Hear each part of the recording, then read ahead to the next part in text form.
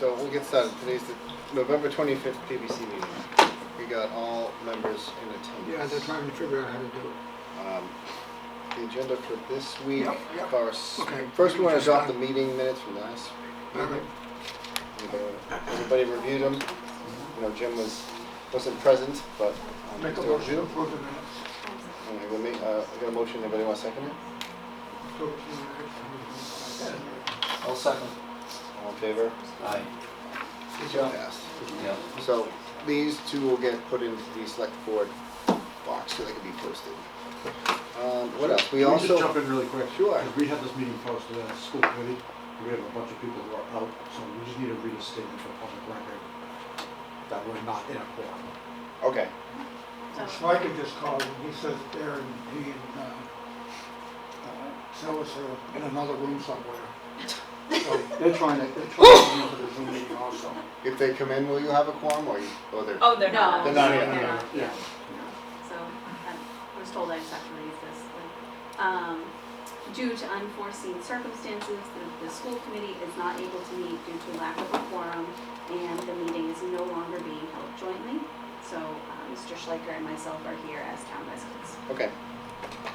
Perfect. Correspondence, next item. I had an invoice here for Vertex. Reviewed it, signed it, filled in select board's mailbox. Then we have, I was given a copy of the last school committee meeting minutes, just so we have a copy. You can read it at your leisure. I know I just got it today. I don't think there's anything in there exciting or that's, detrimental to the project. I just haven't read it, so I'm sure there's nothing scary in there. And then we got a couple items here that Mr. Kimball gave us some estimates for is it the sidewalk? So the raised elevation in front of the front door of the community building, Mhm. this is an estimate to come in, heat it up, use your big roller and try to bring it back down again. The estimates from two different companies, they're both the same amount, but the amount was between $2,500 and $4,800. $2,500 is for half a day. $4,800 is for the entire day. I would make the assumption that it's probably going to take the entire day anyway. So he did say, Gary did say that if they did get it done, he'd go with a half day. If not, he'd probably end up, he has something else they can do for him. Okay. So it's not like it's going to be a waste of time. Go ahead. Kim? This just mentions the entrance, the employee's entrance on the side. It's both, but it doesn't I mention know he it. doesn't, but he knows, he's aware of both. Okay. Do we want to wait till we get this in the minutes before we take a formal vote? We're going to do it now. It's up to you. Going to make a motion to Yeah, vote? I'll make a motion that we approve the asphalt repair, concrete repairs of the Council on Aging community building, not to exceed $4,800. And do we have, which one of these? This firehouse? He didn't say. Okay. Either one, they're both $4,800, so he can pick and choose the rest of what he wants to do.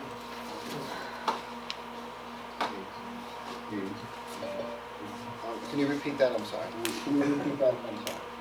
I think you have to mute the mic. I think you have to mute the mic. Let's repeat myself. Let's repeat. Repeat yourself twice. Third time. Third time. Do you have to mute?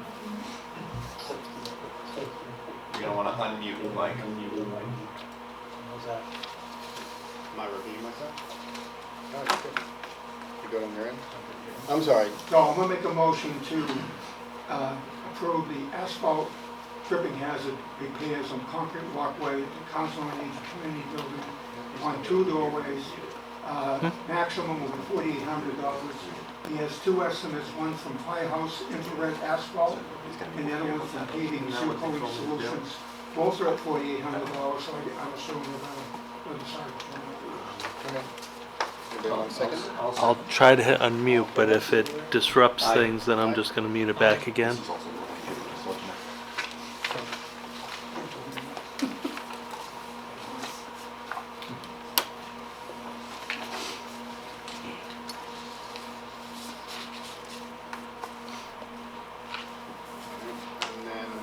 nobody here.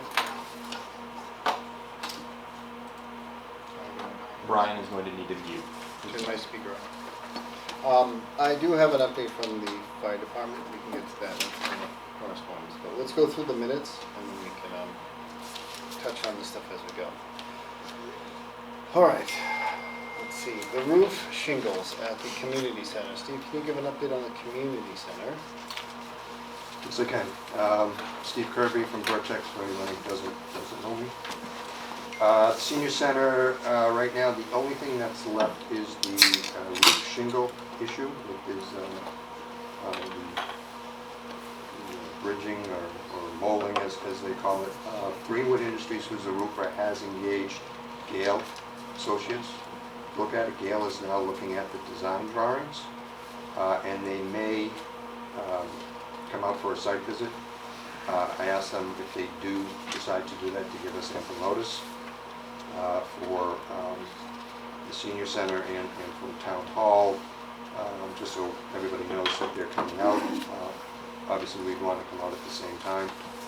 They may do some minor investigative work on a section of the roof. So at this point, they are still reviewing the design drawings. They asked for as-built, but there was nothing changed on the roof, so we just went back to the design construction set. Okay. And then last time we had the parking lot curbs. Last week, last meeting, I should say, I don't think we had an update. Any more update on those curbs? Parking lot stops? On the wheel I'm sorry, stops? the stops. Those were replaced. They were replaced, okay. Yes, Seaver took care of all of their warranty items. I just didn't think we had an update last time. And then the AV equipment, that's in the town's court. There's some programming going on. My understanding is that everything is operational as far as I know. There was some program that had to be done, but that was on the town side. Yeah. So whatever they want to program on that one screen that's behind the fireplace, the information screen. Do you have anything from your end? Can you mute your computer, please? Yeah, sure. On the town hall AV? Senior Center. Oh, see, no, I don't know about the senior center AV. There's no problem for me. He said it's better. I didn't do anything. Yeah, good idea. So Brian should mute his mic because the mic's sitting on the table or feeding into the Zoom up there. They can hear you if he mutes. It was like Can I turn it off?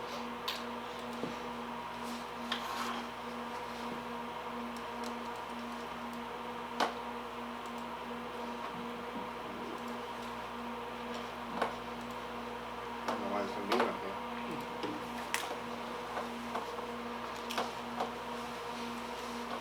And each committee has the right to decide which way they'd like to have it. It can be Zoom, it can be in person, it can be a combination of both. Perhaps we should look into that. I got it. I had to double click on the icon. Okay, sorry. I thought, okay, we left off at the AV, right? No update? Everything's fine that we know of? I haven't heard anything that's not working. So we should close it then? My understanding is that they are having messages on the message board. I think the one thing I thought that maybe it was the town hall, was I think Charlene and maybe one other person was trained in the hip, and since she's out on medical leave, I think we're trying to figure out if they trained somebody else. I thought that was an issue. So, Melissa from Park and Rec is trained on the signs, both at Town Hall and at the Senior Center. Okay, maybe that's what it was. The digital signs The outside? digital signs. Okay. We were talking about the interior message boards inside the building. Yeah, because you're right, Charlene was trained on the digital exterior signs also, Which I think comes up in a minute. which was a separate Yeah. vendor. Right, I think you might have said last time that Jill, the clerk, was also trained on the lobby signs, no? So I mean, if you're not having any issues, we can close it. You know, don't think Well, I I opened think it. I I saw mean, I this don't know one if they on, work, so- I don't have an IT department. I posted today for an IT director. Okay. And that's it for the senior center? Yes. I have one question. Yep. And this is nothing to do with you. I just needed some information. The dishwasher is The still, Bosch. still not working. And so is that on the warranty or is that now? That was on the warranty list. They reported to us that they came out and fixed that. It went right back out after. It was just the one. Yeah, just the one. And what it is that when you open it up, all the prompts on the top are lit up. Oh, the what? Everything's lit up. The whole prompt, all the different functions Oh, are lit up on it, and it doesn't go off. because when we looked at it, there was an issue with the door, and all the interior lights were on, which they shouldn't have been. So we reported that back to, well, Bosch was the manufacturer. Okay, so I'll revisit that again with them, but they reported that was, they serviced it and it was fixed. And then I guess a couple of days later, it went right back to doing whatever it was doing. Okay. It would Do be- you know if anybody called them? Probably not. Okay, Be my guess. all right. Like I said before, if you know anything, just let me know, because even if you're contacting the vendor, and if you copy me, at least I can follow up and know that it's an issue if I don't see a response. Mr. Town Manager, Mr. Gould, the department head over there and everyone else should be aware of the fact that we're no longer doing this stuff. And they need the service. If they need service, they need to reach out themselves and try to get this stuff done. So I know you're not aware of it either, probably. So What service it's a specifically? dishwasher. Well, I think what At he's the saying, senior center? well, what he's saying is the warranty's expired, so it's no longer under the contract. Now it's Okay. just building maintenance, so it's no Yeah. longer in our purview. Well, in this Okay. case though, Yeah. I want to try and follow up with I it agree. because we had it on the warranty list. They came out and that didn't fix it. I'm going to consider the warranty still in effect. Exactly. I would agree. Other things, yeah, other things are, you know. I just think they need to stop telling other people about the problems. They need to figure out Yeah. who the person is that has to take care of it. Yeah, I'll look I into kinda this, had that I'll look into this tomorrow. Okay. So we'll just add it on here, keep track of, there was a warranty list.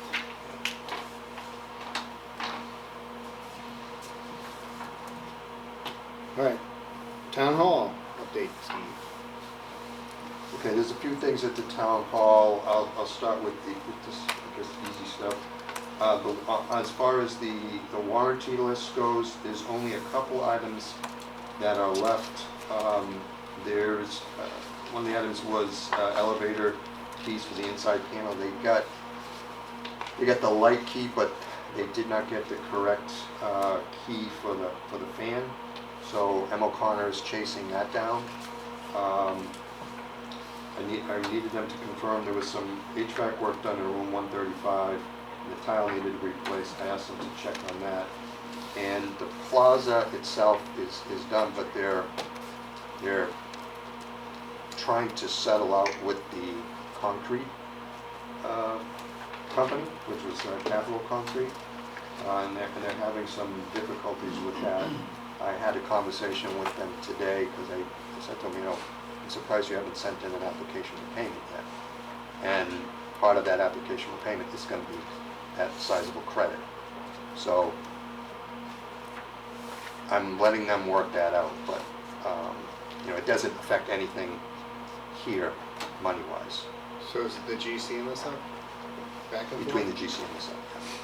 Yeah, because M. O'Connor hired a different sub to do the cleaning and some of the patching, and then they finished up the sealants. So, so that is the only thing that the only items that are left on that one-year warranty walkthrough list.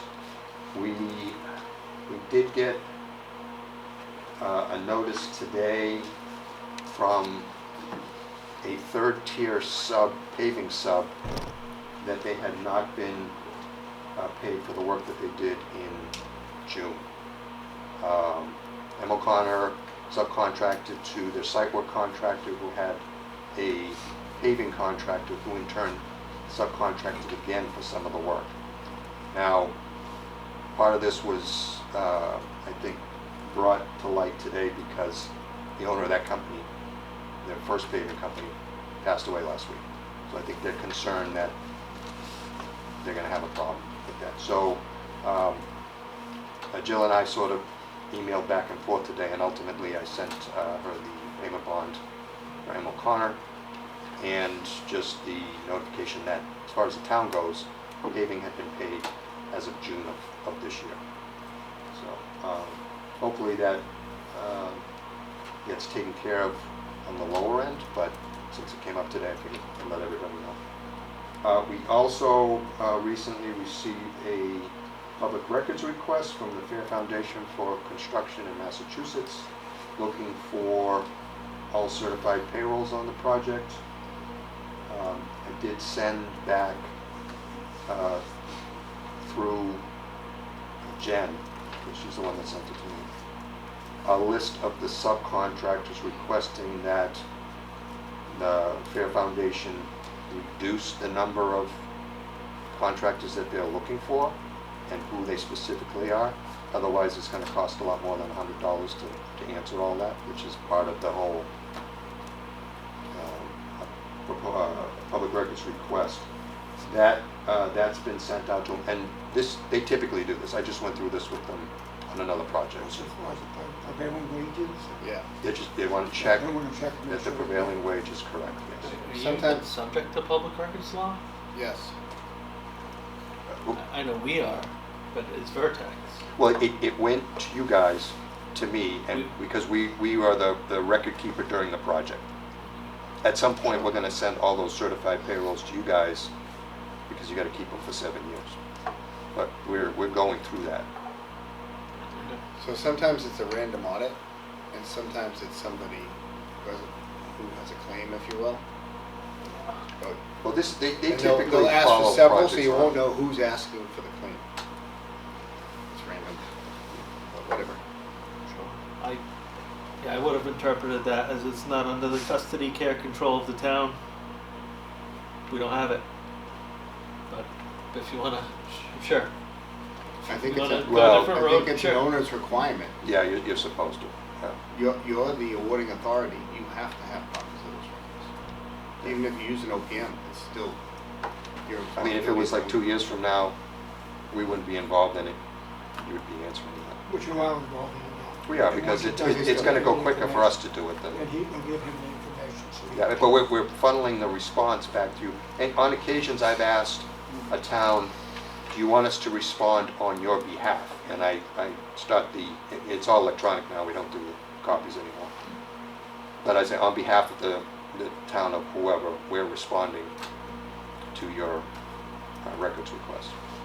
So you're waiting from the Fair Foundation to reply We back put with it back, last name. because you have to respond within 10 business days, so the response was, please shorten your list. Which I'm certain they will, because they've done it before. Okay. We had a couple more items on it, we just check them off the list. You may not have them. Okay, go ahead. ERV 1, Done. room 135, there's a tile. That's Why is the- it for the HVAC piping above? Yeah, HVAC did their work, we just gotta confirm that the tile's been replaced. That's still on the list. Attic keys we talked, I'm sorry, ERV in the attic. There are no keys, ERV and attic cam to confirm. There are no keys for that. Chris was looking at something else, Okay. Yep, so that it doesn't apply. Then we got GGD letter to, That's been submitted.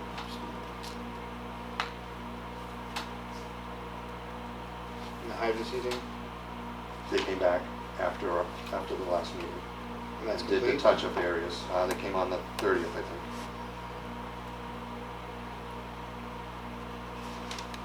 On the 30th of October. And the concrete was done, everything satisfactory, everybody's happy with what was done? They did what we asked them to do, yes. Mr. Chairman, you probably noticed the benches on it. I'm not surprised. I believe that our manager asked to be removed, so, we're not gonna use them. Yeah, we looked out the window on the 30th and commented on that. However, school department, if you need any nice plastic benches, we've got a whole bunch of them. If you want to repurpose them for some purpose. There you go. All right, that was it on the town hall. Anybody have any questions? Well, Oh, you got one I'm more? not done. Oh, I'm sorry. So the other item is the audiovisual in the Crane meeting room. So last time we talked about, we had a meeting on the 20, I guess, not the 30th, it was on the 29th, where CCS and Ascentech and everybody was in the meeting room. We made, there was some firmware upgrades that had to be done. There was some rerouting of programming that was done. It seemed like everything was okay until the 17th, when there was issues again. Got in touch with CCS. They came out on the 20th, which was, I guess, just before you guys had a meeting. They did not, they did some upgrades, but they didn't finish everything. I think right now they're tentatively scheduled to come back on the 5th. I think you just need to confirm that with them, because they've asked that. What time? Probably in the morning. I don't know. I just know they were holding the December 5th to come back.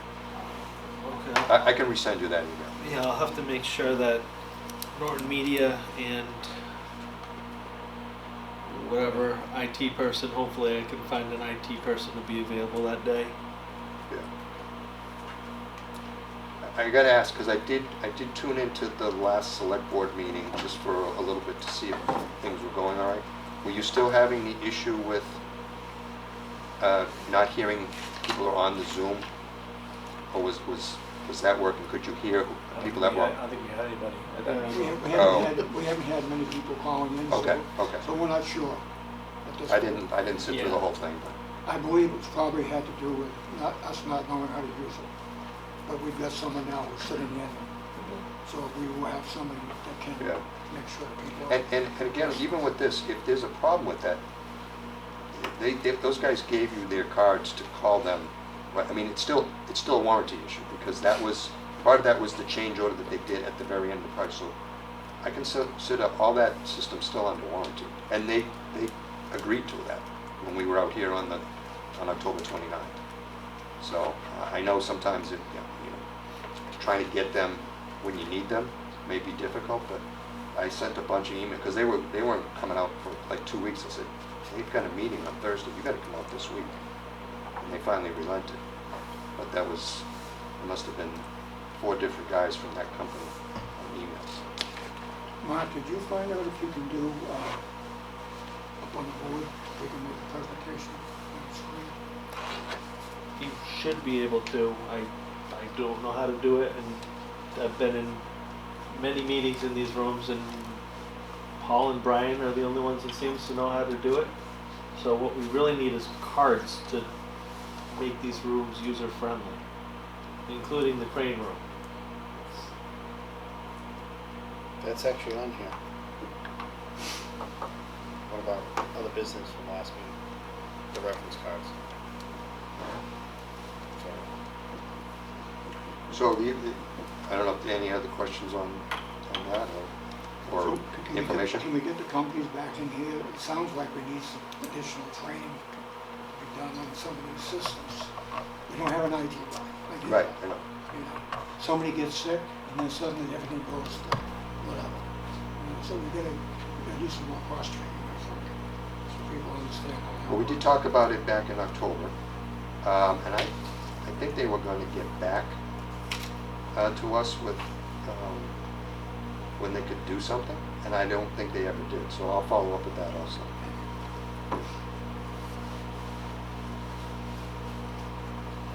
Anything else, Steve? The only other thing is, I got to defer it from a major discussion because DBVW isn't here, but there are some invoices that we have to work out with them, and we'll do that.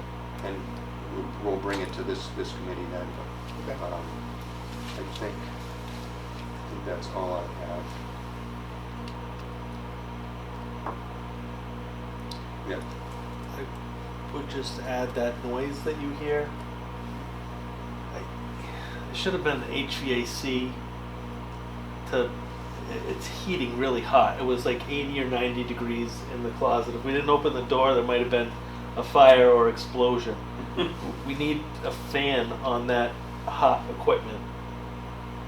well, we had talked about, because that did come up, we had talked about potentially putting an egg crate in that ceiling, Yeah. so that the heat would go above the ceiling, but I think you had said that someone was looking at whether that was, the building commissioner was Maybe. looking at that?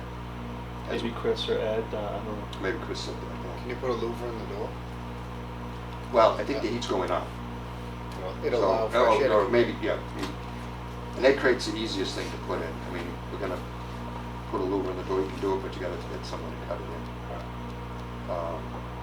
I did have one other thing. The second part of the audiovisual, which is audiovisual in these conference rooms, which is done, but Pro AV is putting together the O&Ms and warranty packages. We should see it first week of December. They did Jason on that. They were separate from the crane meeting room and the media room, because that was under the general contract. Pro AV was this standalone direct to the So Mark, until you have your replacement or your new hire completed, who is the responsible party when it comes to AV and any technology owners manuals? Is it Ray Cord at this point, or is there a single person? No, Okay. no. If it's facility related, I default to Chris, Board of Health Chris. If it's technology related, MX right now, but they don't have authority to have the final say in these projects. But I also want to loop in Norton Media, and in the absence of IT, Brian in the planning department knows Zoom. I think the opportunity is, a lot of people know the different pieces, but nobody,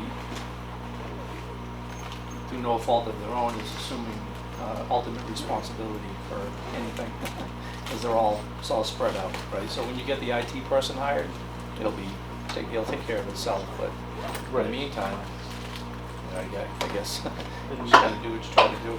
Right, and I think we do need an SOP for boards and committees, so we can have someone on hand, like at this meeting, running the Zoom.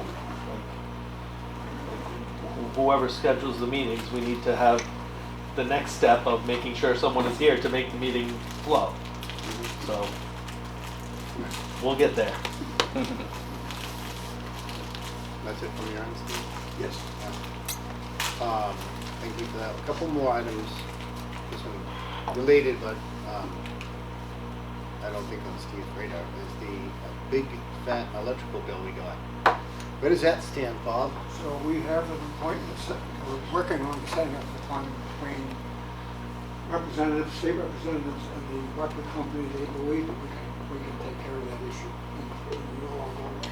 Was it a power bill for running the building, or this No. this doesn't go back to that? This is the lot out Yes. front. It was We're the not- Mass we're Highway not- project. We're not gonna pay. I know, went we through have- that a million times. We have it all. Yeah. So what we're gonna do now is we'll have the state representative Howard Yep, bringing in his liaison from New England National Grid. yep. And we're gonna sit down in a room and we're gonna talk about it. Oh, good. They already understand that most of the bill is not ours. Yep. That belongs to whoever they allow that illegal connection to be put in. We have no record of ever approving that. Right. So all of that will be brought into this meeting. And it's my understanding that we hope that most of this is going to be dissolved by that time. But we're still trying to set up a meeting with the electric company and rep. He is working on it. So hopefully we'll have some solution to this. So I always take a picture of the meter when you start. Yeah, but it wasn't our property at the time. The whole thing doesn't pass the smell test. It was Connie's property. It was terrible. No, I Not know. Connie. That's the point. But when we started, Plenty. we reused it, Yeah. and we took a photo of what the reading was, so that we'd have a baseline. You had your trailers for there for a while. The trail is connected to that, yes. Well, we have no record of ever authorizing the meeting. Oh, I know. There was no permit. So the whole thing is, Yeah. it just stinks. So we're working on that. To answer your question, we're working on Okay, that's good to know. All right, the remaining funds is the next item. That's back to you, Bob. Select board working on that? that. As far as what's left. Yeah, I think you said, Well, he, it's in a reconciliation process, and you were trying to allocate a little bit of funds in an escrow for future use in the project. yeah, I think we have to wait for like Steve said, he's something about the, working with the highway department. I think all of that has to be, Yeah, there's a Rectify few first. things that I have to, I mean, I've got updates to a certain point, but there's a few things that still have to be filled in, because I know there might be still some more purchases of items off of what was in our budget, like Correct. the kitchenwares, Yep. or other things. And then the street sign, you just confirmed Melissa from Park and Recs was trained, so I don't think there's any more. You know, just close that item out. I'm sorry, the what? The sign out front. Oh, the electronic. Mr. Gould confirmed Melissa from Park and Recs is Yes. also trained, that's all. We were just trying to figure out if somebody else was trained in Charlene's absence. So, sounds like a friend. All right, next is the middle school. All right. Thank you, everybody. Have a good Thanksgiving. Thanks, Steve. We'll let you know if we have another meeting. We'll probably do Zoom. Yeah. you know, hang around. We do want to get you past You guys have fun. Thank you.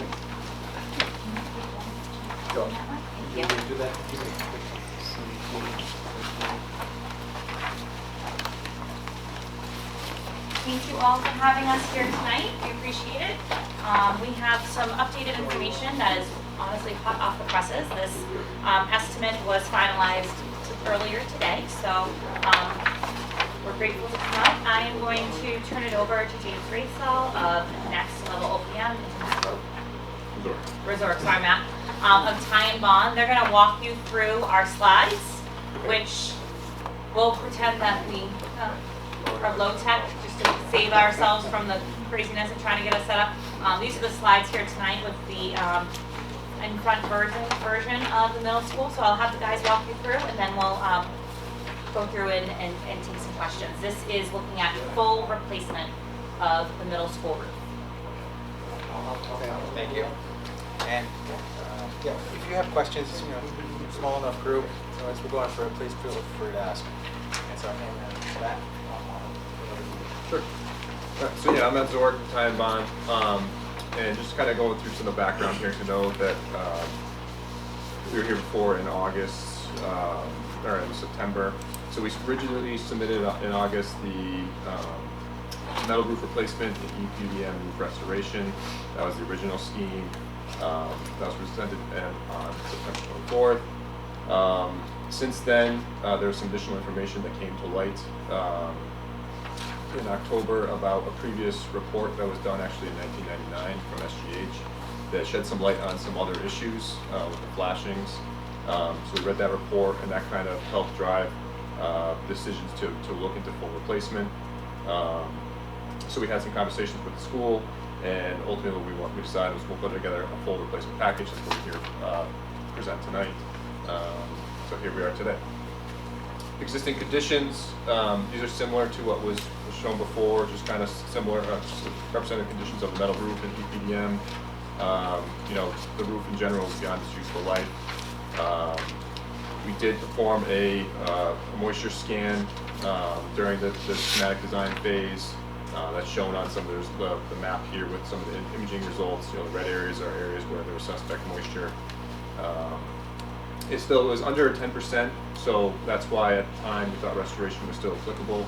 We weren't dealing with over 10% of the roof area of installation. But the real update here is really the 1999 SGH report. So during construction of the building, there seemed to be some issues that were found either after or during the project. And I think the general contractor actually hired SGH to do some investigative work. And they found some things that were pretty bad. You know, the copper flashings were not continuous or watertight. A lot of them weren't soldered. There was issues with the kind of how the flashing extended past the roof edge. It was too short in some areas, so water could still get into the existing roof. So there was a lot of work and tests that were done back then, and they did perform some repairs, but they didn't do everything. They just did select areas so that they could see during the test area that they had. But basically, the results of that were kind of showing a systemic issue of flashings throughout the whole building and stuff. So when this was kind of brought forward and we looked at it, it really kind of changed the approach a little bit, and you know, restoration was maybe not the best option. We were looking at full replacement that was going to do through all flashings, and everything else was kind of what we looked at. So we updated our recommended solutions. Basically, we're now looking at full replacement of the EPDM system. The metal system is still the same. That's going to be full replacement, but we were kind of doing that last time as well. But basically, we remove everything down to the existing deck, and then we would start from the deck. So we put a new substrate, new vapor barrier, new code compliant insulation with a 6-inch minimum, tapered insulation on top of that, and a cover board and a new EPDM roof section on top of that, or membrane on top of that. We do have in this this scheme, you know, we're assuming about 5% of the roof area may need new metal decking, so that's built into the estimate as well. And then one change too is when we do full replacement, you know, we're now adding additional insulation thickness. Currently, there's about 2 to I think 5 inches on the roof, but we're starting at 6 now. So we're going to be potentially reducing the flashing height on a lot of the curbing equipment. So that's why we're going to have to, we're calling to remove all of the current HVAC equipment, rebuild new curbs, and then put all the equipment back. So that's another kind of change with this scheme. One question. Yes. You're actually going to remove the HVAC system? Correct. Is that something that you should be concerned about? I'm just thinking out loud. I'm a retired retailer that had HVAC on the roof I ever had. I'm worried about picking that thing up and putting it back down again. Is it going to do anything to the machinery at all? What could possibly happen? Yes, there is the potential for that damage. Usually what we do though is we'll require the contractor to do a pre-survey. So he'll go through and he'll log all the equipment to make sure how it's functioning. You know, some things are broken to begin with, and so if they take it back and put it back as broken, if they don't do the survey, sometimes they get blamed for breaking it. But usually what we do is we'll have them log or categorize everything to make sure that it's, what condition is it in before you move it. So it helps mitigate that risk sometimes. This next slide just kind of shows the EPDM roof system. Again, kind of what we said, the 6-inch minimum, replacement through wall flashings with different curves, metal fascia. So this is, again, we're also getting to more of the metal fascia here too, because we are adding more insulation. We're going to be building up the edges with more blocking. So we're now going to have to redo more of the metal edge fascia that we didn't have to do before, and then also replacement of the drain assemblies. This is just a little highlight in the metal roof section. Again, nothing really changed here since last time. Still going to go with a new installation of double lock standing seam system.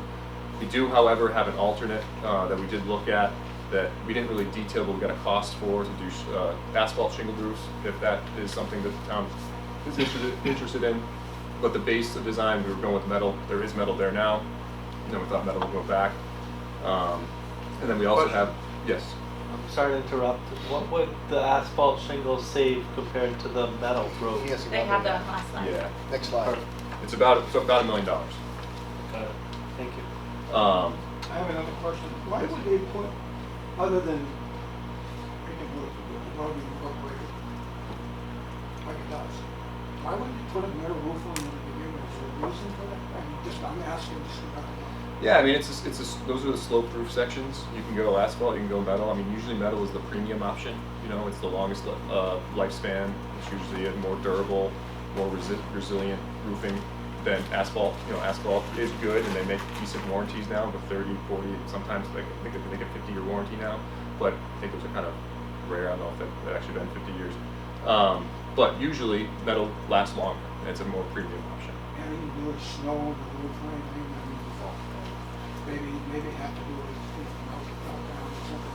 Yeah, I mean, when you have insulation underneath, you know, you shouldn't be getting the snow melt from underneath as much, you know, with code compliant insulation now, but, I mean, yeah, I mean, you can put snow guards kind of on the metal to hold it and stay, that's what we're kind of proposing too, is you put the snow guards on. But yeah, I think it's just a more premium option, and generally it's supposed to last longer. And the seams that they have now are 180-degree, you know, seams, so they're pretty weathertight. I mean, but you know, shingles still work. I mean, look at everyone's house; they still work. It's just usually they cost less. And sometimes they're more prone to wind damage and hail damage and stuff like that. Yeah, based on the condition of the ones that they have now, same age as the roof, Yeah. yeah, they don't look right. No. So, you know, it's a shingle compared to a flat roof. I mean, at least in my opinion, it's gonna look better. The metal eventually is gonna fade.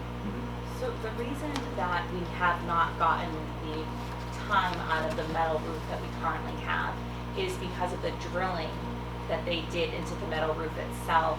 I'm gonna say probably around 2011, around there, 2000 maybe. It's gotta be even earlier than that, maybe 2007, 2008.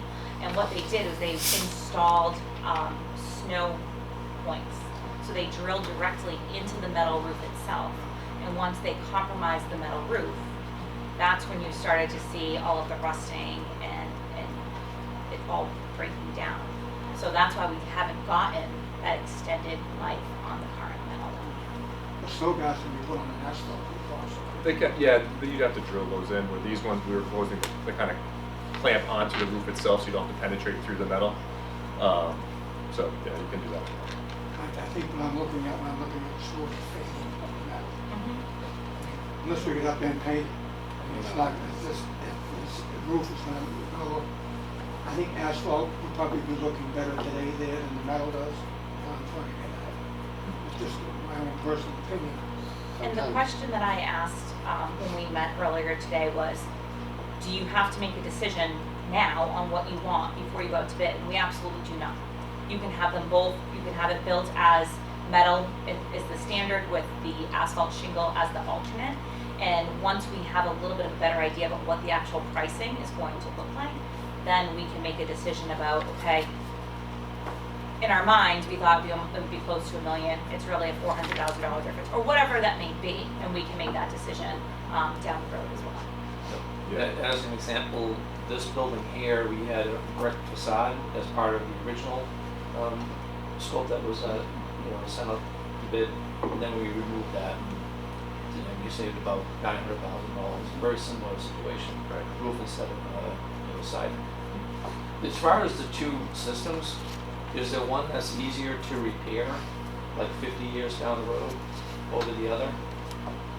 I'm just thinking the shingles may be easier if there are spot problems, but I don't know. Yeah, I agree. I think there's probably more people that can deal with shingle roofing than metal roofing, right? So you probably get it in, the fix is probably easier. If it's again, depending on what it is, if it's a small localized area where one shingle is ripped out, yeah, you can get someone to fix that relatively easy, you know. Or if somebody drills up through it. Or that, yeah. But if someone goes through the metal, not everyone can repair a metal roof, you know. So that is true. The maintenance of it is probably a little more complicated as well.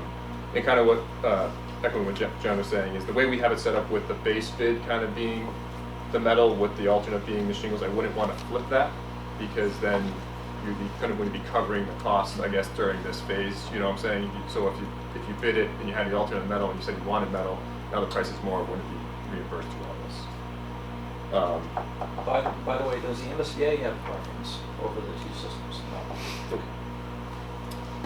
No. And the last sheet kind of shows just the breakdown of the costs. So, you know, again, we were showing about 8.6 for the restoration, 9.2 for this is the full replacement.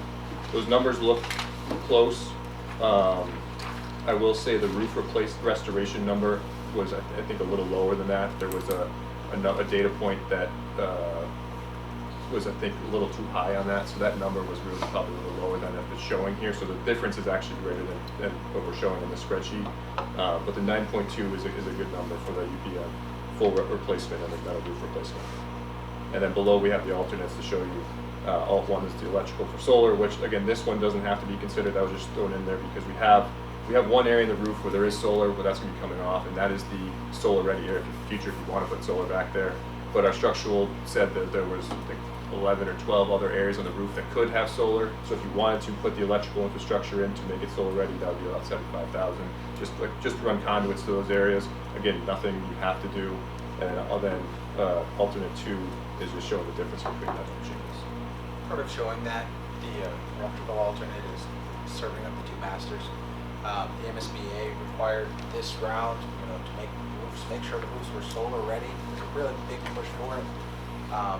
All districts have their own personal experiences with it, and so this number is more or less show the MSBA this was our good faith effort. This is where it could happen, but the owner, you, still has control, and thank you for that knowledge, but no thank you. And by the way, we were using the solar ready portion is the portion that's already up on the gym. No, that's already there, so there should be no cost, and that checks the box as well. That's what's going on there. And I think for any of us who have been around for a while, we know all the issues that we had with solar panels that were on the middle school roof initially. At the school department, we have no desire to put any new solar panels up on any of our roofs. And we have the 5 carports. And so ultimately, as James said, like the MSBA requires a certain portion of the roof to be solar ready, but we have no intention of putting any solar panels on the roof. So it's kind of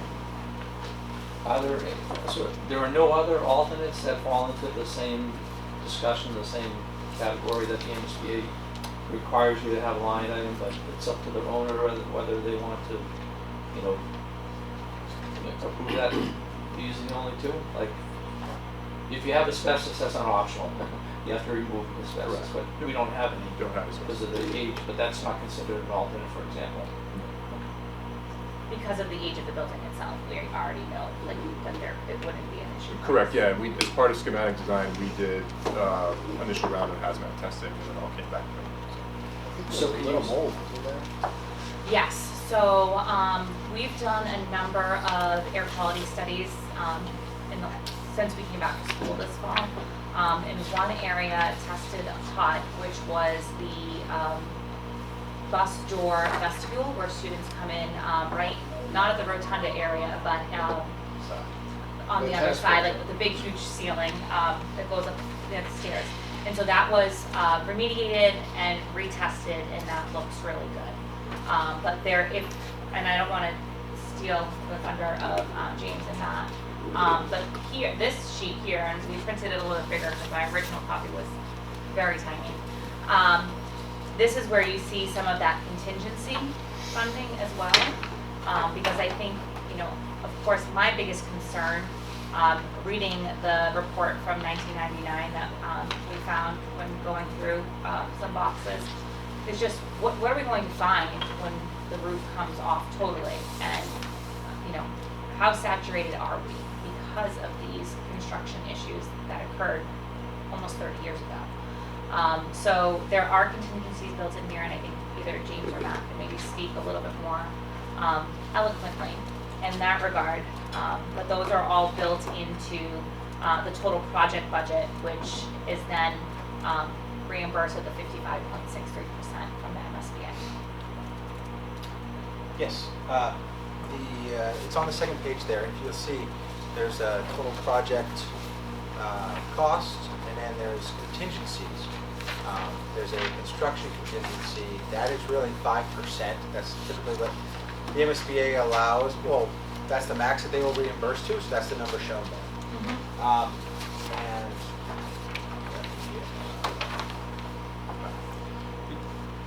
And then there's the owner's contingency, which is a 0.5%. That's for soft costs, and that rarely gets used as well.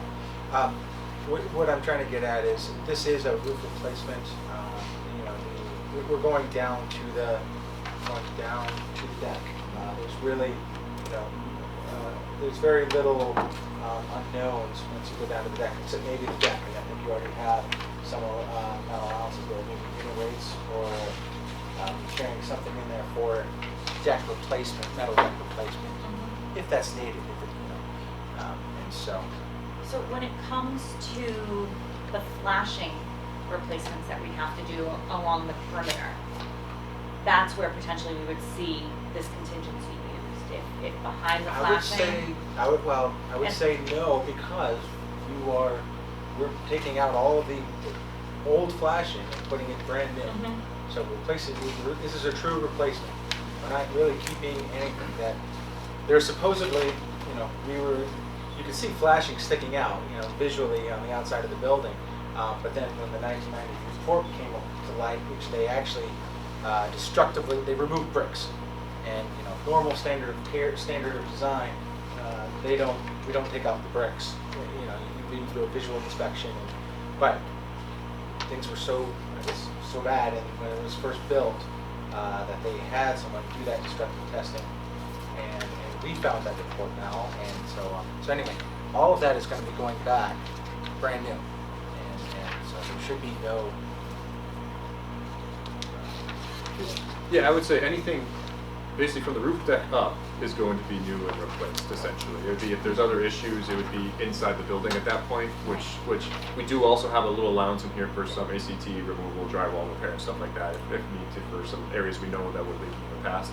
But the intent of this is not to go inside and fix everything inside the building, it's more the exterior work. But everything to the deck will be new. Insulation we replaced. Correct. Across it. So are the contingency percentages, they're the same though, regardless of complete, renovation or replacement, or it's they're fixed, contingency percentages? They're fixed. 10%, whatever. They're fixed by the MSBA. Yes. Yeah. As to what they will contribute to. So we can add more to that number if we feel the need. What commonly happens is that if school committee members remember from last time, there's these estimated costs, and then there's the bid day, and we have typically seen like bid day is about 70% less of what these estimated costs are. And the MSBA at that time will ask you, okay, what are you going to do with that chunk of money?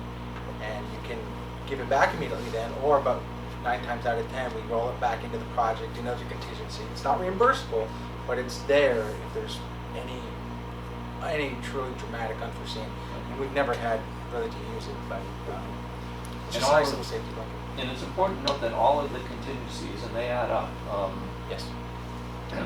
they apply to the final construction cost, and when we award the project with GC. So if it comes in at, instead of 6.6, if it comes in 5, then you're reducing all of the percentages that are against that Yes. difference in savings as well.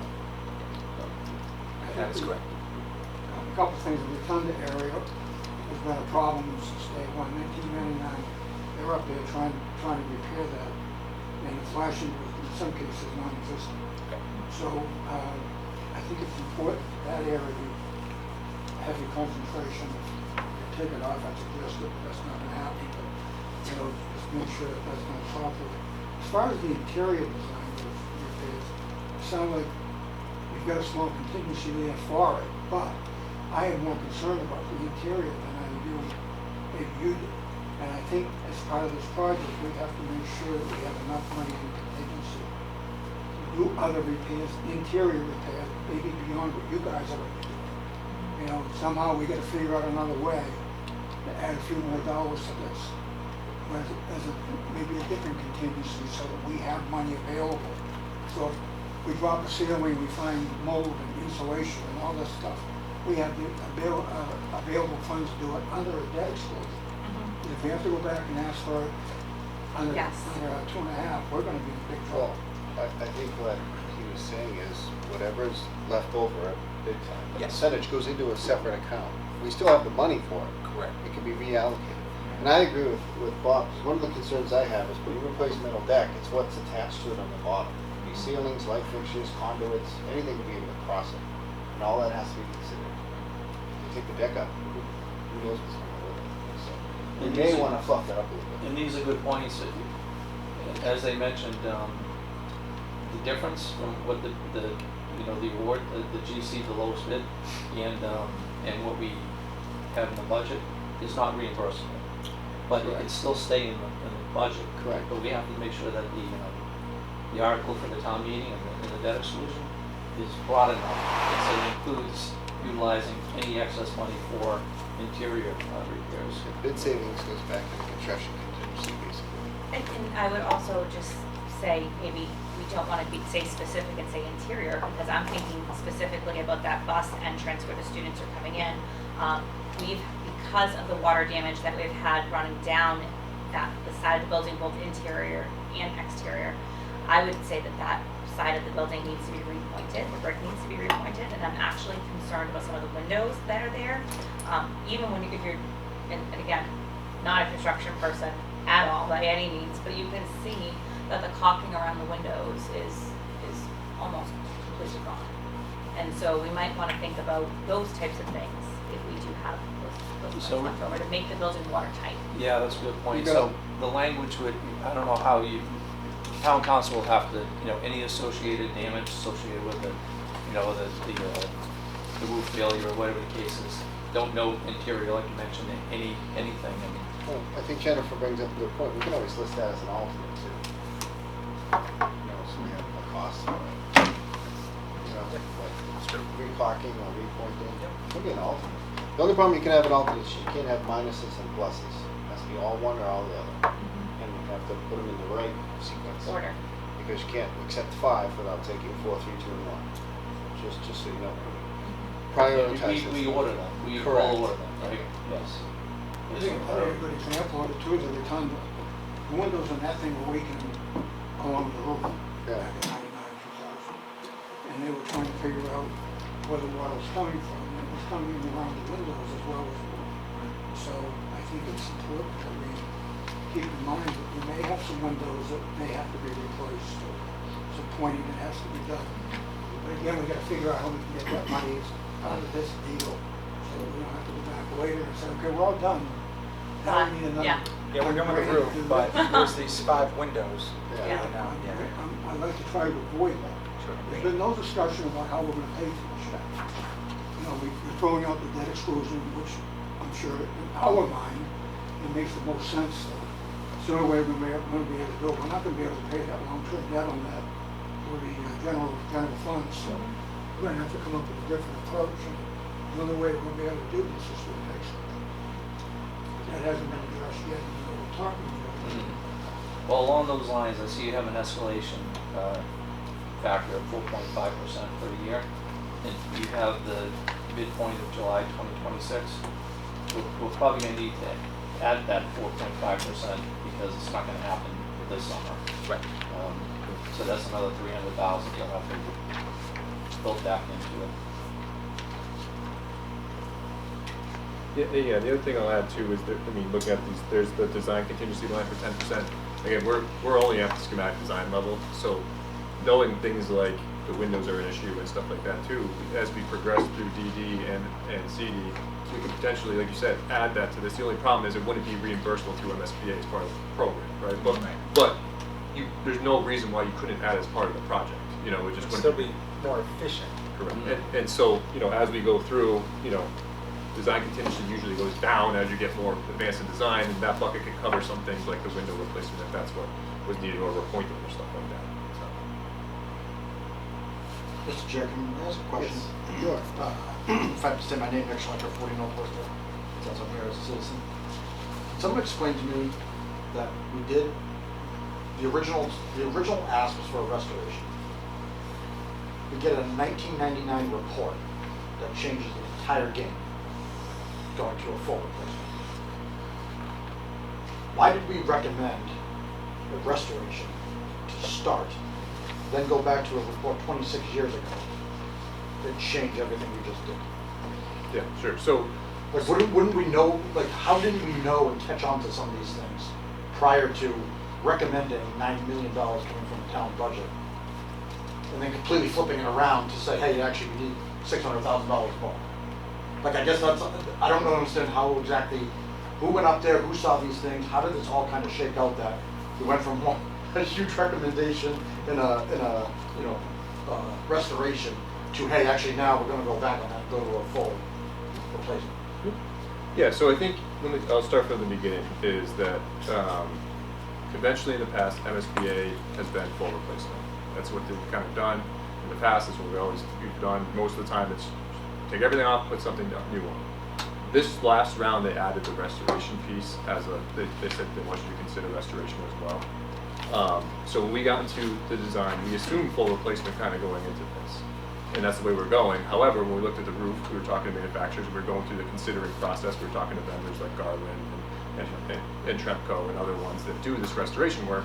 They came out, did their assessment, did their testing, and the membrane was in good enough condition that it was a candidate for restoration. You know, not every roof that is 20, 30 years old is a good candidate for restoration because it's too brittle, it can break and all that stuff. And the other thing is the IR scan came back with under 10% insulation. So again, it was all these checking these boxes that, okay, restoration actually might make sense, you know, and I think that, like in that bubble, it looked fine. Not knowing the flashing issues, I guess that. So we looked at flashings when we were out there, but visually, they did some repairs, and it looked like the flashings were generally fine. What happens with the flashings is the stuff that's hidden is what we can't see with the naked eye. It's behind the brick. It's the through-wall flashings, the stuff that's not sealed. And the other thing is the IR scan didn't pick up a lot of insulation wetness along the flashings, so there wasn't really anything to show a red flag to say, hey, it actually was an issue, and maybe they did correct it back a little bit. But looking at that report now, it's pretty damning in the sense that a lot of the flashings, they weren't sealed properly. You know, they're supposed to have 8-foot lengths of flashing, and it wasn't soldered together, but that's hidden behind the brick, you know, so you can't really see that with the naked eye in every instance. So I think that report is what kind of changed it, is saying, well, restoration is not going to fix the flashing issue. Restoration is going to repair your membrane. It's going to make sure you have a new 20-year warranty on your membrane. It's going to keep the same insulation there besides the wet areas that we changed out. But it's not going to fix your brick issues and all your flashing issues. And now, and if you don't do that, you're still going to have the leaking behind a brand new roof section. So it doesn't really fix anything. Does anyone know Simpson, Drug Preds, and Henniger? Yes, they're a very reputable firm. And they're still around? Yes, they're around. And I think the interesting aspect about that report too is that it wasn't with all of our other documentation on the middle school roof that we had, that I know Joe looked at when he was here. We found it, actually probably found like 6 or 7 copies of it in the same box that was like in a storage room somewhere. We found something that said middle school roof, we pulled it down, and it wasn't with anything else. So it was definitely interesting when you started reading through it. Yeah. And again, not a construction expert here, but I was like, hey guys, I think I'm gonna have to look at this. Plus, I think the delta between the two options is about $1 million, it's like 10% more, right? 10, 12, 15%. It wasn't like a double. Like 10% more to full replacements and much better. Oh, I'm not going, saying this is a bad idea, I just wanna know the information on So when they, how we almost presented this out of town. Yeah. so when they came to us last meeting, You know? we all reviewed it and said it makes much more sense for 10% more, and I'm just throwing that number out lightly, to go with a full deck Yeah, replacement. I'm just saying. I don't want problems 20 years from now on a. No one does. No, You know. Nick is on board with you. No, I agree, They but were just so rushed you to guys the understand. October town meeting, they could have presented the wrong recommendation. And didn't Big you, which is Ty, which one's the architect? So as the OPM, didn't you guys, and I watched your video for the second time before I came here from your September 24th meeting, didn't you recommend to the MSBA a repair, renovation, originally? The restoration. Restoration? Yes. And not the full replacement? Correct. Have you gone back to them and changed your Oh, yes. recommendation? No, yeah, we got an, Extension. we got an extension.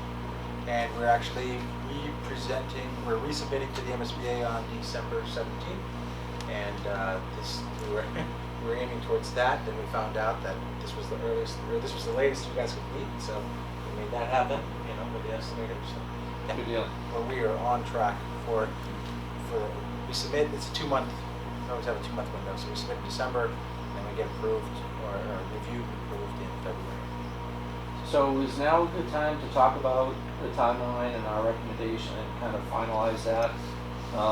Whatever the numbers show, they'll probably got to shake them out a little bit more, I'm guessing, but is the MSBA okay with the project not starting until the summer of 2027, for Yes, example? they allow us 2 years, so yes, we can do it either 26 or 27, for precisely these issues. Town may not have the finances for the following year, but we can, the following year. I think it's important to stress that total repair on the building has to be done because I remember when they did around the rotunda, mentioned flashing. They were cheap on the flashing. They were plain beam, they were shortcutting it. And that's why there were so many leaks around that particular area of the building. And I don't remember how it was supposed to be, in the design, but I understand the importance of taking it down, but doing it right, putting it back together again. And probably not gonna do that on the restoration, probably future while. Well, I think, yeah, I think it's the contingency, even though it's the same percentage, there's less risk in the full replacement. So hopefully we won't use nearly as much as we would otherwise, yeah. Yeah, 'cause we could have went down the Yes. repair avenue and then turned into a full replacement anyway. Right. And the other point I'll add too is with the flashings is that with restoration, you're not required to always do the flashings because you're not changing the insulation height. Now when you go to the full replacement, you're now adding code minimum 6 inches, which is now higher than what's there, so you don't have the separation between your flashing and now your new roof elevation. So that's really the big reason why we also have to raise all the flashings up at all the masonry and everywhere else. So. Mentioned flooring. Yeah, that was the repair. That was the repair. That was the This one, restoration. this is gonna be. This, Rip it out. basically a brand new single ply. New sandwich. I would want that idea. And then, hopefully, if everything's done correctly, what is our timeline in terms of who are the next morons who have to sit here and go through this? 30 years, 40 years, 50 years? Yeah, so it's a 30-year, you can get different variations of membrane warranties, 20, 25, 30. Usually what we spec is a 30-year minimum, single ply membrane warranty. And then for the metal side of it, You can get those up to 50. I will tell you, I've been around as long as Brett. been a moron for a while. These warranties on these roofs never seem to work out for us. No, never. Because company A installed it, Yeah. and then 10 years later, company B went in and did some minor repairs on company A. Before So, they did whoa, wait a minute, Yeah. you didn't call me back. It never seems to happen. So when it comes to Well- warranties and stuff, I kind of let that fly, because I don't know how we're ever gonna. Well, I think another key piece of this, especially when we're talking metal and asphalt, we're only gonna get 30 years out of the rubber. We're kind of saying, hey, let's just do the 30 years out of the asphalt, save us $1 million basically right off the bat. Is when we have to replace the whole thing at the same And time. then you anyway. can correct. It all have to be done at the same time. They're not gonna say, And I oh, the won't be metal's here to got do 20 it. more years. So, you guys might still be here to do it, but I will not be here to do it. But it usually, like what happens. I obviously won't be. Exactly. But regardless if it's 30 year or 25, most of the issues are gonna present themselves within the first Correct. 5, 10 years. And that's when Just you, like that's happened when you get here. the warranty, but that's Yeah. the way, by the time you're gonna get the warranty. But we can't do shingles again. We're gonna have the same issue as the senior center. And I don't, when we go forward here as a group to gain the town's support, I wouldn't put too much time and effort into explaining the history, because by the time this is done, the school's gonna be almost 30 years old anyway. Which is, I replaced my roof after 30 years. And by the way, if less than 10% of my roof was leaking, I would still replace the whole thing, right? Yeah. You get what I'm saying? Yeah. So we don't need to get back into the history. I was on the school committee between 03 and 09. I remember talking about this, it was 20 years ago, but it doesn't really matter. People are not gonna add any, or take any support away based on what's happened in the past. It's a 30-year roof, needs to be replaced. If there were no lease along the way, we'd still be replacing it. And a 55.63% reimbursement rate is a great reimbursement rate. And Yes. So for us as a community to not have to pay that 100%, we're fortunate. What And by the percentage way- would you say these cements? 30%? So start today. What percentage design? 30%? Yeah, about 30%. And as far as the MSBA reimbursement, do they still reimburse on the fly, ongoing, as expenses are incurred, Yes. real time? Yep. They don't wait until the project's complete, do it all? The last 5%, that one you have to wait a year for, because that's part of their final closeout. But the 95% up to that, So on continuously, we'll be getting reimbursement Minimum checks later. as the money is spent, which is great. Yeah, And yeah. it's a quick turnaround, right, weeks? 3 weeks is what they promised. Nice. I believe it's $50,000 increments though, right? I think you don't. Yeah. Yeah, so you have to have invoices secured at 50 grand and then invoice that for. That's another good selling point too. We're not paying short-term debt. Correct. We're not capital compounding on it, and then at the end, we finally get reimbursed. Let people know that we're not taking that short-term debt out of our general fund. You know, So we don't have to worry about that. That money's gonna be paid, we're gonna be paid for as we go. And that's a big deal. Well, don't forget, this thing's built in 45 days. It's not like a year for a school. Well, but there are other, It's that's quick, right, big. that's correct. But with the high school, it's the same thing, we get the money pretty much immediately, but it's not only the, and that was a 2-year project, that's your point. But there are other costs, like the design work, right? That's gonna happen in a few months, so. You'll probably have 2 change orders. You're not gonna have time. Okay. It's really important to us that we do it right. I don't want to be the person that someone's talking about 25 years down the road about how we screwed it up. Well, So, yeah. like, we wanna make sure we're doing it right, and, you know, we appreciate the permanent building committee, you know, meeting with us and supporting this project. So- Thank you. To her point, that was one of the things we brought up last meeting, to make sure we have it inspected as we go. We can talk about more on that, detail, who inspects it, and I don't mean a manufacturer's rep, I mean third party, registered roof observer is the title, profession. I used to do Walmart's, and trust me, they inspected all their roofs. Building a 250,000 square foot Walmart, it's a big deal. So that, it's small money, you come and watch them start it, a couple more times, but once a year, it's small money. The other part of this is the repairs.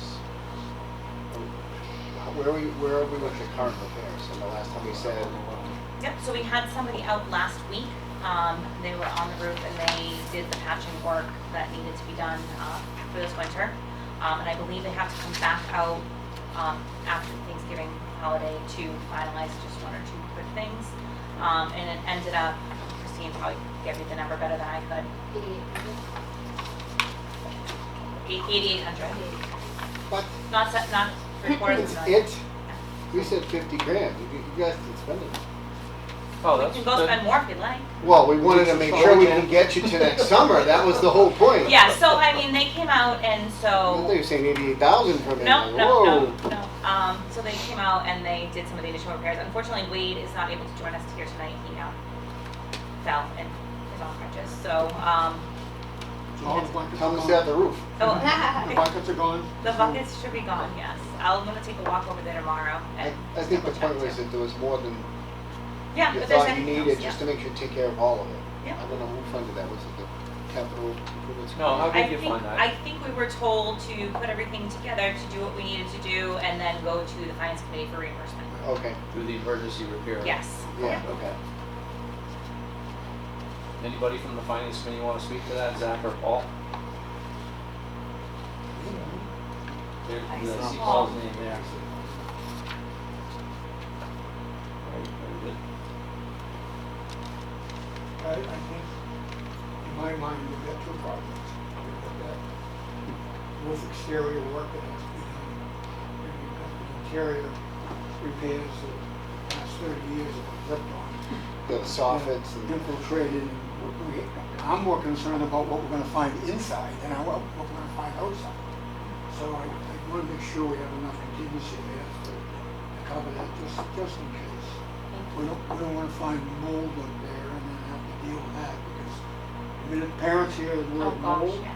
they'll be burning food. So we gotta And I, make sure we. you know, I knock on wood as we have this conversation because we have done the air quality tests in all of those places where there is any leaks. So, we're gonna keep our eye on those things, and we do take air quality very, very seriously. If you can do something for $200 and have that peace of mind, it's absolutely worth it. to Bob's point, if there are areas that were saturated, they can do penetration tests and they sniff them. Since there's mold behind the wall. Look into it, maybe it's Yeah. worth doing a little bit, just, Sure. like I said, 45 days to pull this off, it's not a lot of time. At least get the roof done. Correct me if I'm wrong, it doesn't, like, we don't have, there is some damage, no question, but like, we're not looking at like walls are falling down either. Correct. You know. No, it's So, more and again, aesthetic. I mean, once we open it, we all know that could, you know, open a can of worms, but. Yeah, because the framing could be rusted. Correct. The Hopefully- conduit could be rusted, anything. I mean, we've got that set of stairs that's Yeah, there's rumbling around us. stairs that have fallen down that somebody told me about. I won't Sinking. rat her out who it was. So the question is, do we hope that the bids come in low enough that we have plenty of excess money in the 9.3 or 9.8 or whatever it turns out to be? Or do we build in extra money into the amount for interior and exterior repairs and just hope that we never have to use it? You know? I'd be concerned about paying a higher bid. Correct. And then we've got nothing like contingency. And we start finding issues that we have to address. One thing about water, we all know, it starts here and can go anywhere it wants. Especially on roofs. Yeah, and you never know where, and you think it's leaking right where it's not, so they're there. So what I'm hearing is, yes, we should try to come up with some kind of an amount. Little factor. I have no idea what that would be. If you guys can come up with any recommendations, well, $500,000, who knows? I have no idea. Other projects that run into similar problems. Yeah, I guess what I would suggest is, I mean, obviously we have more design to do, like for the rest of the stages of this project, obviously. I guess when we go into the next stages, we could, if there's inside concerns, we can take a pass through the inside and take a look at that, you know, and we can kind of come up with a list of what looks like water damage, what are issues, and then the tough part is at that point it'd be too late to get that, I guess, into this estimate, but maybe, like you said, hopefully maybe we can come up with a list of stuff that we have some items we could address, and if there is bid savings, we could add that, you know, later down the road, I guess. That'd be one thing, is I think, you know, we could look at it just in the next phase of design and come up with what we think the fixes are, or what the issues are at least. Another thing about the data schools is we brought up $10 million. First of all, we don't want the bidders to know how much money they have. Yeah. So usually you guys are there first, kind of give us the ballpark ideas of what it's going to be. But we don't spend it all. That's what we borrow. Yeah. In other words, we're going to spend $9.5 million, we're only going to borrow $9.5 million, even though we're approved for half. We're only going to spend $9.5 million. Yeah. So you're better off to have that cushion than the other way around. Okay. We have 9.5, now we need 10. Yeah. That's a good one. And then when you guys said on general, let's just call it $10 million project, usually bids are coming in at about $7 million. Is that usually kind of the ballpark? 70%. Yeah, and so like you know, again, schematic design level where we're at here, we have to kind of shoot a little high, right? Because we haven't designed everything, and also like we can't be low bid because then you won't have enough funding, right? So we try to shoot on the little higher side. We don't want to be over. So yeah, I would say 70% is probably relatively accurate. Don't say that too loud, the bidders will hear you. Yeah. Is that? Don't say too loud, the bidders will hear you, increase their bids. But that doesn't mean that there's a 30% quit. That means the trade costs are gonna come in at 70% of the total cost, right? Because you still have all the contingencies, the Correct. bonds, insurance, general conditions, Yeah, that's your smart. work. Isn't that part of the 30%? No. No? Oh, yeah. No, I think when we did that math, it was actually comparing, we did it apples to apples. So the breakdown on that yellow sheet, there is just the construction numbers. And when we went back and looked at the bid numbers, we found that it was about 70%. So it's not 70% of the total project, Yeah. but I think 80% of the project is the construction. Yeah. We're on, the soft cost is only 20% or whatever that is, so. Okay, When you get down to the basic sheet, right down to the, Yeah, the deck. right down to the, there's no need to replace it all, right? You're only gonna replace Correct. areas that are damaged. Yes, So right. none of this applies up the line to rip the metal roof off. That's right. and That's Put right. everything back on, Correct. back on, Yeah, so can't. just down to. I've had one project where we went, we went down the deck, and there was one section, it was just rusted through. So we did have to replace the deck there on a massive roof. You know, just one section that was just leaked on for years and years and years. So, and you know, so again, I go back to, this was less than 10%. You know, there may be one section, but then again, less than 10% of that, and then so 1% maybe. So there's a chance, but no, there's, you know, the whole roof, getting the flood metal back, no. Then all the ceilings have to come down, right? Yeah. Yeah. Build a new school. Let's not talk about that. Yeah. Just build a new school at that point. Yeah, exactly.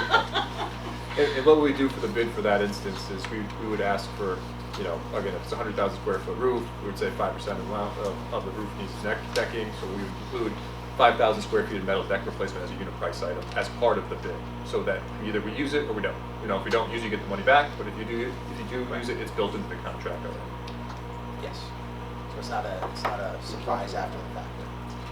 And we want the number, the total project cost to be higher, because that's where they're estimating 55% reimbursement on. So you always want that number to be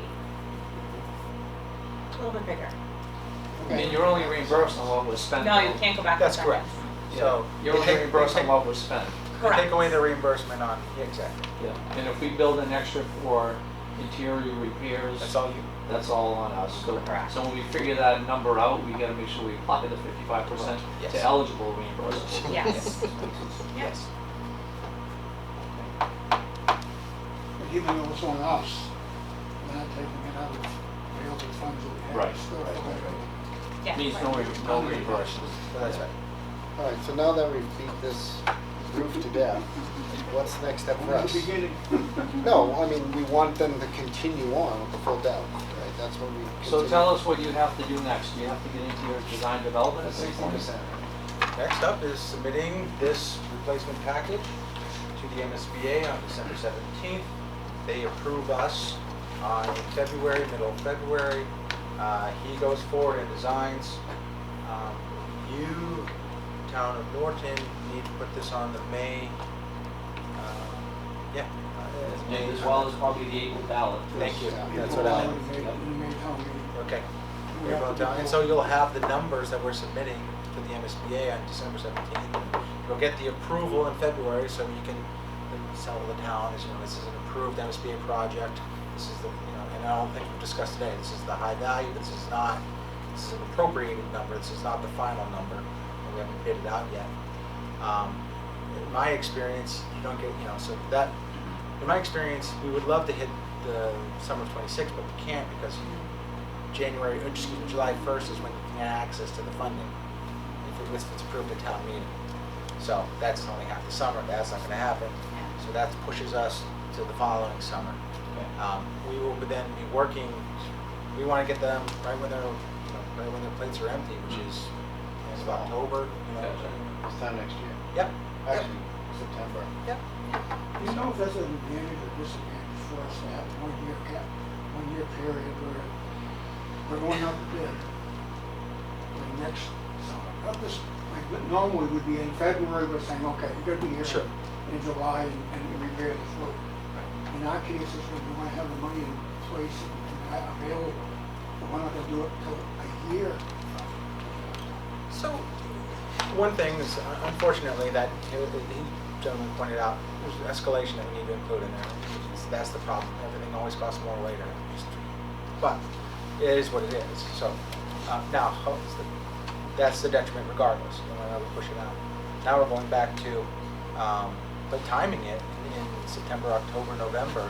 That's when you're getting them. That's when their plate is empty for the following summer. So you typically get the better bids then. Versus February, versus March, versus May, the plate's already filled, and they're like, I don't really need this, so I'll pad it a little more. I would also have concerns about if you're going to get the best contractor. That too, because their plate's already full. If everybody's already full and Yeah, has yeah. their summer planned out, Right.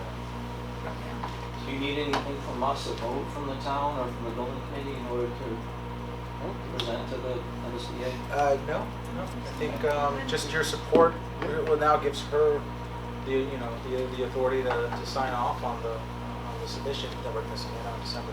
So we should probably have them come back February meeting, give us an update. Yeah, and what you have to do now is, so as you mentioned, you can't put it out to bid until after the funding is approved. Yeah. But you can do your design development, can you do your construction documents up front? I mean, you Or have not no, until you don't have after any funding February. either, you don't have Yeah, any well, funding approved. exactly. So Yeah. there's always a gap, and some towns, they will keep things moving kind of at risk a little bit. Like they'll do it on their own. Just say, okay, well, if they have all the money, they'll fund it just to keep design moving. But if you don't have the money, then you kind of have to wait till everything's ready. There's no rush, you got plenty of time, right? Correct. Value. If our end point is bidding in September, October, November of next year, you have plenty of time. Yeah. After May, you'll have months before you need to get that. That's right, that's right. Yeah, that's plenty of time. You normally need 2 months, 3 months? Yeah, I mean, this is the bigger roof, and then Yeah, there's two But submissions. still. At 60%, you have to resubmit back to MSBA. And they have a commissioning consultant that will review the plan at that point. Yeah. But you can keep going, you know. So yeah, I would say for this one, 3 to 4 months from probably for DD and CD. But that gives us probably, again, we can start in mid-summer, November this time next year. We should be fine.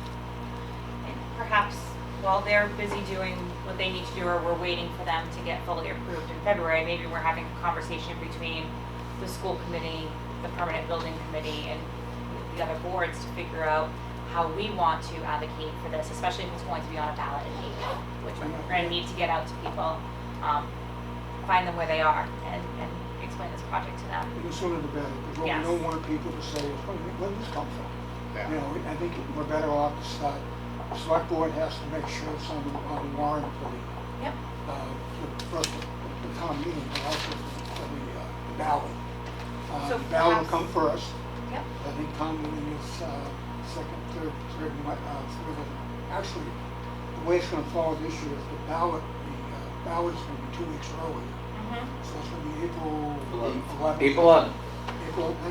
April 11th, and then town meeting will be the third Monday, so, in May. Mhm. So that's gonna give us some time to really talk it up. So internally then, from the town of Norton standpoint, we have to vote on this as a school committee Yep. to get them started, correct? Correct. We haven't voted on anything on that vote. We voted initially when we did the initial submission, but I think we should update it, so Yes. we'll do that on the 10th. Correct. Yep. So that'll be step one. That will unlock them to go do whatever they need to do at MSBA, and then it's gonna be our responsibility between FinCom, you guys, select board, to kind of what's the plan? You know, the plan of attack, and maybe that's a January meeting that we tack on to someone and, you know, kind of start there, because, We have to, yeah, And- sooner the better. correct. I can go back and re-present to the finance committee and the select board in January. That's what we want to do too with the updated Get joint meeting. financials and schematics and all those things. Try to get everybody together and talk about it. Yep. Yeah. So so with all of this, I'm surprised the MSBA doesn't require some kind of a vote, because you guys have been discussing it both ways, and we're just making our mind up now. They don't require a formal vote from the town on full roof replacement versus, you know, a renovation or whatever the. So You mind? it goes to, Well, interestingly, I'm sorry to No. interrupt. You know, I guess they never had an option before. It was just replacement. And so there was no option. But now they've changed the game Okay. this year where And solar all- ready and yeah. restoration. and all of the submission documents are signed by myself, Yes. the school committee chair, and Yes. then the town manager. That's So, previous. For replacement, that's how it's. For any MSBA project. So when we initially put our hat in the ring to be approved, former town manager signed, I signed, I think Nick, did you sign, or Dan should sign? Well, somebody signed, on our end, so all of those documentation, it goes through that way. So, just so we don't have to come back for a silly vote later, Mr. Chair, I'd like to make a motion that the permanent building committee support a full roof replacement for the Norton Middle School. All in favor? Aye. Aye. Thank you all very much. I think, Mr. Town Manager, we should probably have this, do it sometime in the near future, get a position on those.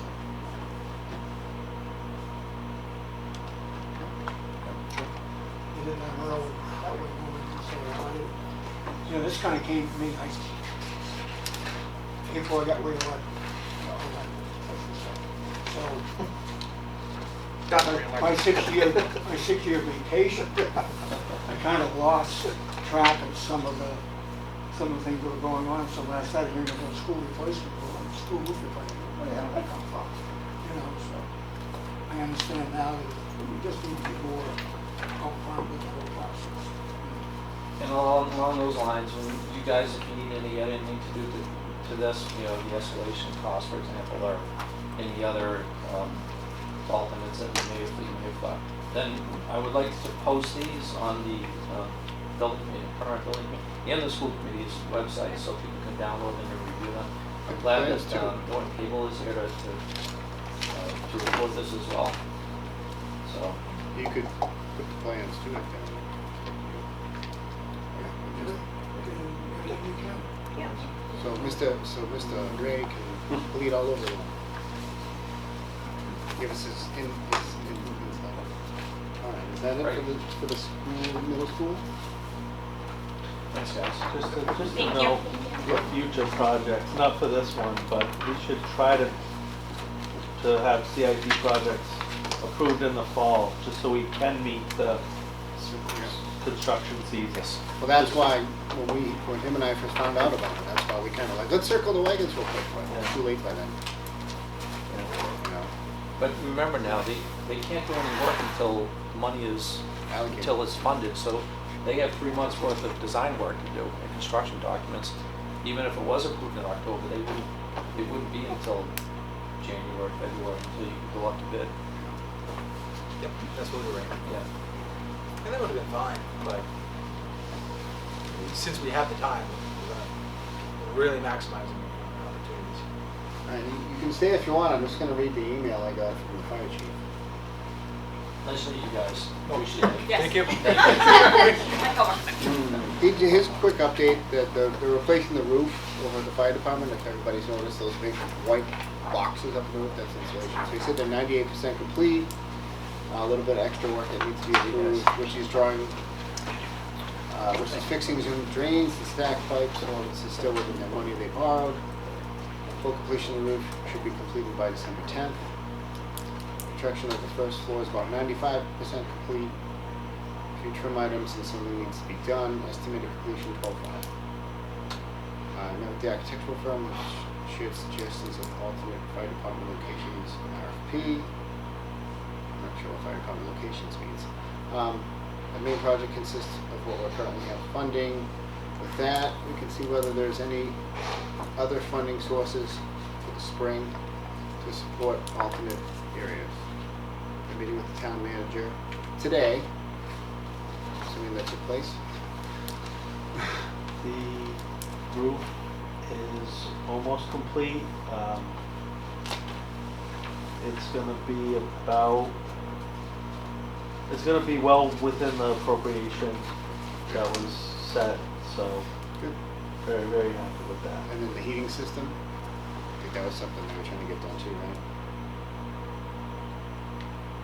We were gonna go to the capital improvements committee, the Yeah. boilers. There were vents that required change order on the roof, but No, the boilers, we made note last time, 100,000 to replace the boilers. They were gonna so go, that's probably part of the renovation, okay, which I spoke with the chief today. They have approximately 800,000 left Okay. remaining for the renovation, so they're planning to bid that out as is Mhm. and then put the rest of it as alternates yeah, and time that right before the spring town meeting yeah, to see if they can get funding for the alternates or not. yeah, that's what he said. The money that's left over on the roof, that money was allocated for the roof, as I recall. Doesn't mean that if there's 20,000, 50,000, whatever's left over, they could go to the next town meeting and say, the roof only cost $250 instead of $3. If we want to take that 50,000 and transfer it to whatever account, I think there's another avenue they can use to get some additional funding. Yeah, it looks like it's about 25,000 extra. So it sounds like they're going to do everything they possibly can to avoid doing this in piecemeal over time, multiple phases. That's gonna cost an extra $2 million or whatever, right? They're trying to keep it under that 1.4, is if they did it in a compressed manner. Trying to do it all together. Yeah, that's cool. And avoid the OPM. Yeah, that's good. Good deal. And they've been really diligent in using other people's, the sheriff's work-off program and getting people in to do what they could. Yeah, they mentioned at the last meeting, they kind of exhausted all of the low-hanging fruit when it Can we comes get to some, everything else, and they need professionals to move forward. I like the timing though, I like setting up as alternates, and waiting to see what kind of money they can get approved at the May town meeting. Can we get the sheriff's workers to do the roof of the middle school like Shawshank? Give them a case of beer, see if they'll, work on the roof. Maybe that's what happened the first time. Just supposed to say that. All right, so when do you think we need to have a meeting in? I don't think there's anything rush on these two buildings. There's nothing really to talk about. Should we wait till January? Right.